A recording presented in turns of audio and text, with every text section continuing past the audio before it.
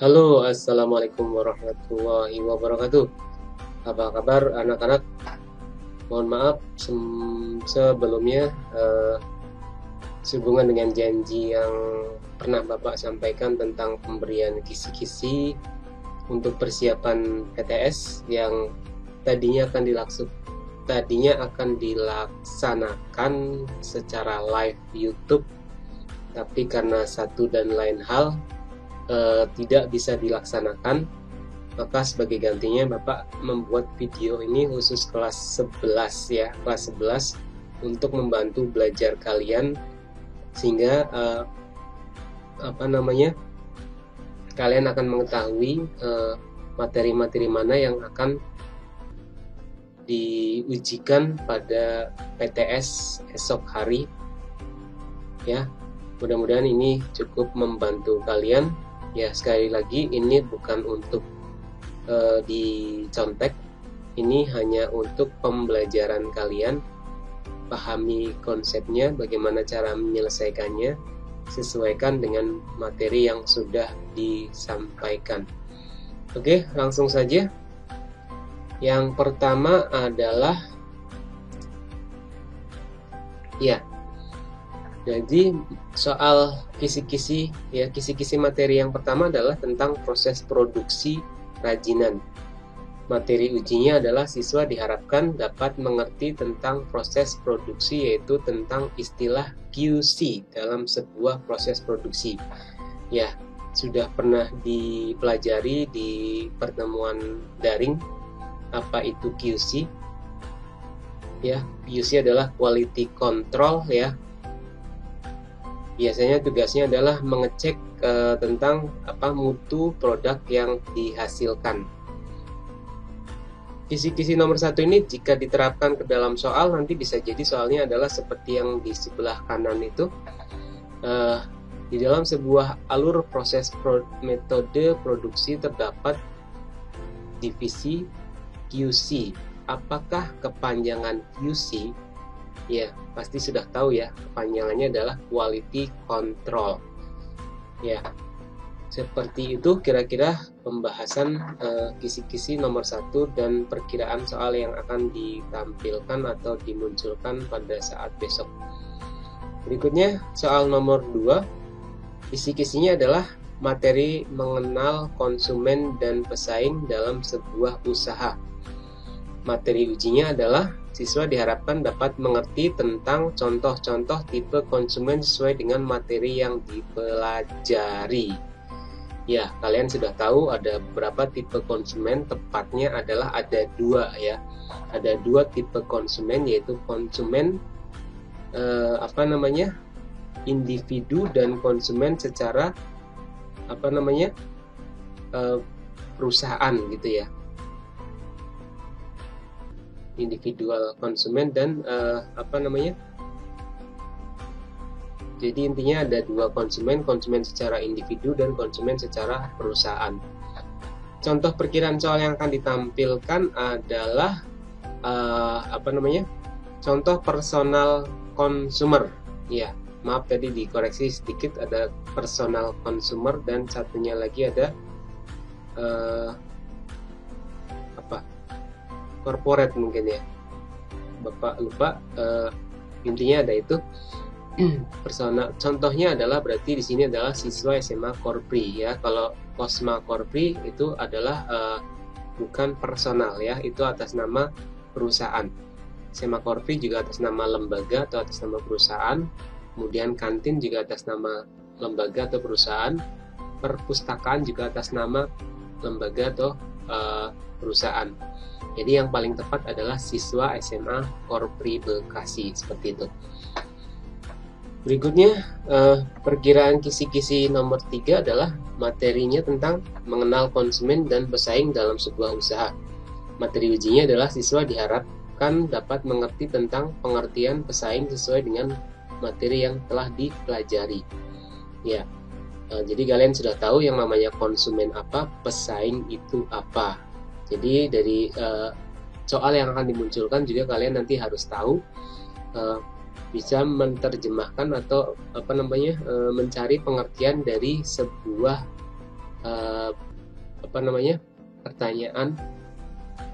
Di sini pertanyaannya adalah perusahaan yang menghasilkan atau menjual barang yang sama. Sudah jelas ya, menghasilkan barang dan menjual barang yang sama berarti itu disebut pesaing. Seperti itu. Kemudian kisi nomor 4 yaitu mengenai materinya mengenal konsumen dan pesaing dalam sebuah usaha.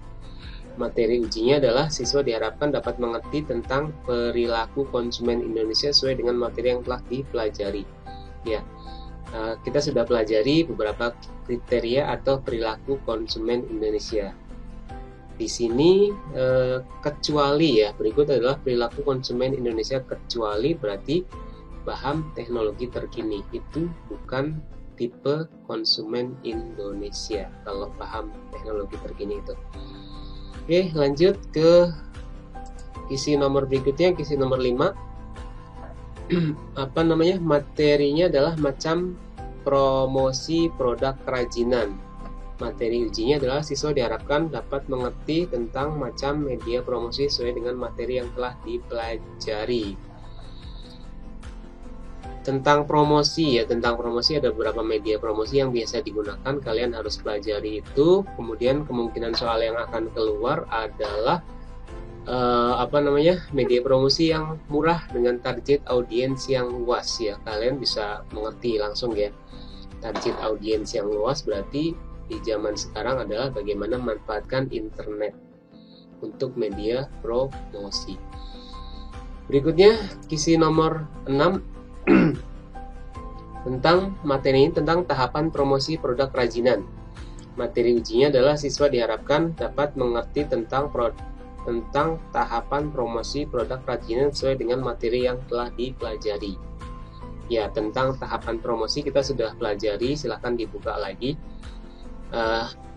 Perkiraan soalnya adalah berikut ini adalah contoh tahapan perencanaan promosi usaha kecuali ya, di situ ada kecuali.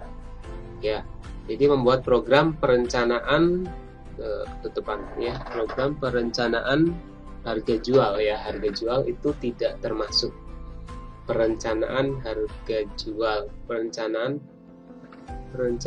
benar ya, perencanaan harga jual itu tidak termasuk.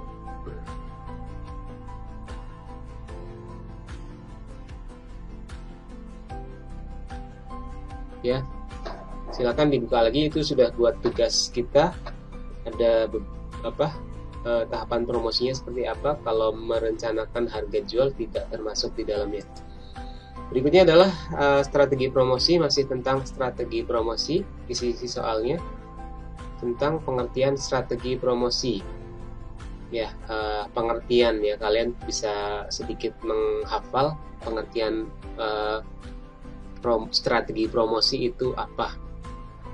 Di situ yang perlu diingat adalah tentang keunggulan bersaing ya. Bagaimana seorang produsen harus unggul dalam sebuah persaingan. Berikutnya adalah tentang tipe-tipe konsumen ya. Siswa diharapkan dapat mengerti tentang tipe-tipe konsumen produk kerajinan sesuai dengan materi yang telah dipelajari. Ya, pernyataan berikut adalah menggambarkan konsumen yang irasional. Contoh soalnya, perkiraan soalnya mungkin akan seperti itu. Jadi konsumen yang irasional itu seperti apa? Silakan dibaca lagi nanti materinya. Berikutnya adalah masih tentang perwujudan konsumen ya. Di situ jawabannya ada dua, yaitu rasional dan irasional. Ya, konsumen secara perwujudannya. Ada juga konsumen tadi secara tipenya ya, ada individual dan perusahaan. Kalau ini secara perwujudannya. Oke, seperti itu. Lanjut. Isi nomor 10 adalah biaya-biaya ya, tentang biaya-biaya. Silahkan kalian buka lagi tentang materi tentang biaya-biaya. Perkiraan soal yang akan ditampilkan adalah tentang biaya tetap itu yang seperti apa. Jawabannya di sini kenapa sewa tempat? Sewa tempat adalah biasanya dihitung di muka. Orang akan menggunakan sebuah tempat dalam durasi waktu 1 tahun, maka dia harus dibayar di muka. Misalkan nanti pemakaiannya hanya 1 bulan, 2 bulan, 3 bulan, tapi tetap harus dibayar di muka sehingga itu dianggap sebagai biaya tetap. Berikutnya adalah tentang nomor 11 tentang BEP. Ya, silakan dibuka lagi tentang BEP. Ini siswa diharapkan dapat mengerti tentang konsep BEP, produk kerajinan sesuai dengan materi yang telah dipelajari. Ya, BEP itu tercapai apabila apa ya? Total biaya sama dengan total pendapatan. BEP itu baru impas, belum untung. Seperti itu ya. Berikutnya adalah masih tentang BEP ya. Perkiraan soalnya adalah BEP dalam bahasa Indonesia itu apa? Ya, sudah sering dijelaskan, BEP itu adalah titik impas. Ya, seperti itu perkiraan kisinya dan materi kisi-kisinya dan perkiraan soalnya.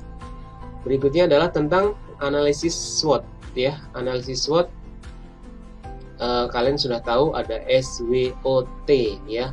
Kalian harus bisa menjelaskan S-nya apa, W-nya apa, O-nya apa, dan T-nya itu apa. Soal yang akan dikeluarkan pasti salah satu di antara 4 tersebut. Ya, di sini opinion tidak termasuk ya. Opinion tidak termasuk. Kalau itu O adalah opportunity atau kesempatan. Oke, berikutnya adalah soal tentang pemasaran produk ya. Siswa diharapkan dapat mengerti tentang kegiatan pemasaran produk sesuai dengan materi yang telah dipelajari. Berikut ini adalah contoh kegiatan pemasaran kecuali. Silahkan kalian cari isi mana yang tidak termasuk ya.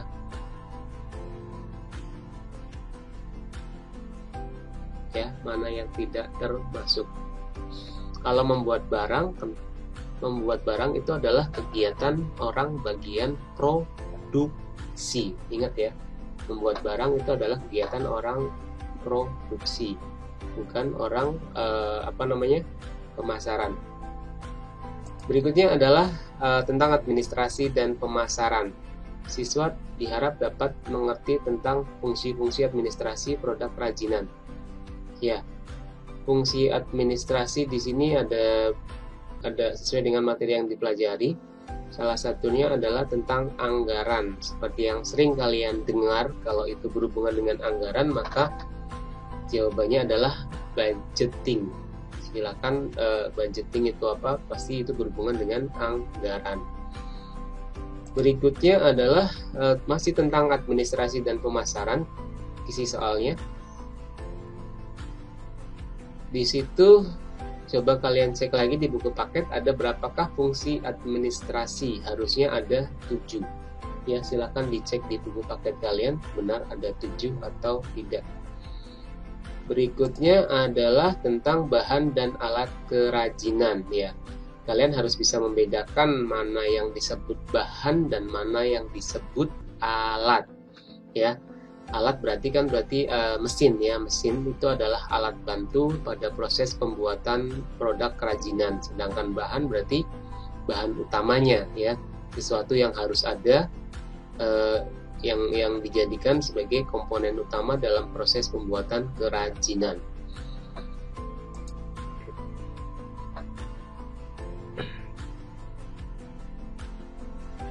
Kemudian ya, kebutuhan sumber daya. Soal nomor 19, kisi-kisinya berhubungan dengan kebutuhan sumber daya. Ya, silakan dicek lagi tentang kebutuhan sumber daya, dalam hal ini adalah usaha kerajinan. Sumber dayanya apa saja di situ silakan dicek kembali ya. Sumber daya selain tanah, modal, dan keterampilan adalah sumber daya manusia, karena sumber daya manusia adalah sebagai penggerak ya, penggerak dari sebuah proses usaha. Oke, berikutnya adalah kisi nomor 20, masih berhubungan dengan sumber daya. Silakan dicek lagi ada berapa kebutuhan sumber daya pada usaha kerajinan. Harusnya ada 7. Berikutnya adalah tentang sumber daya uang itu harus digunakan secara apa ya. Di situ pasti akan kalian temukan kata-kata yang namanya rasional. Rasional itu artinya kan menggunakan sesuatu sesuai dengan nilai yang sebenarnya. Sering Bapak contohkan di pembelajaran adalah bagaimana menilai barang itu berdasarkan HET, harga eceran tertinggi. Terendahnya berapa, tertingginya berapa. Kalau masih di angka itu berarti dia adalah masih rasional. Berikutnya adalah tentang perencanaan usaha, ya. Kisi-kisi soal nomor 22 berhubungan dengan perencanaan usaha, ya, tentang analisis pangsa pasar, ya. Silakan dibaca lagi analisis tentang perencanaan usaha yang berhubungan dengan pangsa pasar. Seperti apa? Kenapa harus faktor resiko yang kecil, ya? Karena orang atau investor yang akan menginvestasikan modalnya pasti dia akan mencari usaha-usaha yang punya faktor resiko yang kecil, karena dia tidak mau investnya mengalami kerugian, maka dia akan cari usaha yang faktor risikonya paling kecil. Oke, seperti itu. Berikutnya soal nomor 23, kisi-kisinya masih tentang perencanaan usaha. Ya, analisis peluang usaha harus dilakukan secara menyeluruh dan berhubungan dengan ide awal bisnis, ya. Harus mengerucut dari sekian banyak pilihan, nanti apa yang akan dijadikan usaha, ya, jadinya apa. Jadi harus berhubungan dengan ide awal bisnis. Berikutnya adalah masih tentang perencanaan usaha. Gagasan kreativitas dalam sebuah ide kewirausahaan haruslah, ya, kalau kreativitas itu harus sesuatu yang bagaimana? Pasti sesuatu yang berbeda atau modifikasi dari sesuatu yang sudah ada kemudian dibuat berbeda. Kemudian kisi-kisi nomor 25 masih tentang peluang usaha, ya, tentang ide kewirausahaan itu apa? Silahkan nanti dibaca lagi. Kemudian masih tentang perencanaan usaha, soal nomor 26, aspek analisis peluang usaha harus dilakukan secara menyeluruh dan berhubungan erat dengan ide awal bisnis. Berikut ini adalah aspek yang harus dianalisis kecuali, ya. Sebenarnya ini kebalikan dari soal yang sebelumnya, ya. Jadi di sini yang ditanyakan adalah tentang aspek risiko yang besar, itu adalah tidak termasuk. Harusnya aspek risiko yang kecil. Oke, berikutnya adalah tentang kebutuhan sumber daya kerajinan. Siswa diharapkan dapat mengerti tentang sumber daya usaha produk kerajinan sesuai dengan materi yang telah dipelajari. Ya, silakan dipelajari lagi. Ini soalnya masih tentang kebutuhan sumber daya uang, harus seperti apa. Berikutnya adalah masih kebutuhan sumber daya. Faktor produksi yang penting selain tanah, modal, dan keterampilan. Tadi sudah, ya, tentang sumber daya manusia atau SDM. Berikutnya adalah pemasaran usaha. Ya, berikut adalah kegiatan pemasaran kecuali. Ya, itu ada beberapa. Silakan yang kecuali yang mana. Kenapa menaikkan harga tidak termasuk kegiatan pemasaran? Ya, karena sesuai dengan materi yang dipelajari itu tidak ada kegiatan menaikkan harga. Kemudian yang terakhir adalah kisi-kisi nomor 30 tentang perencanaan promosi, ya. Tentang tahapan perencanaan promosi. Silahkan dibuka lagi tahapannya seperti apa, yang tidak termasuk yang mana. Yaitu menyediakan anggaran pembuatan produk. Tidak ada. Harusnya di sini adalah menyediakan anggaran untuk promosinya itu berapa banyak, karena itu adalah yang ditanyakan adalah tentang perencanaan promosi. Oke, seperti itu kira-kira kisi-kisi soal yang akan ditampilkan besok hari pada saat PTS. Silakan dipelajari lagi, ya, silakan dipelajari lagi konsepnya. Silakan video ini ditonton berulang-ulang. Jika ada yang memang kurang paham, kurang mengerti, silakan dituliskan di bagian bawah di komen bagian bawah. Silakan like jika suka dan dislike kalau tidak suka. Jangan lupa subscribe channel ini. Terima kasih. Wassalamualaikum warahmatullahi wabarakatuh. Salam prakarya kewirausahaan.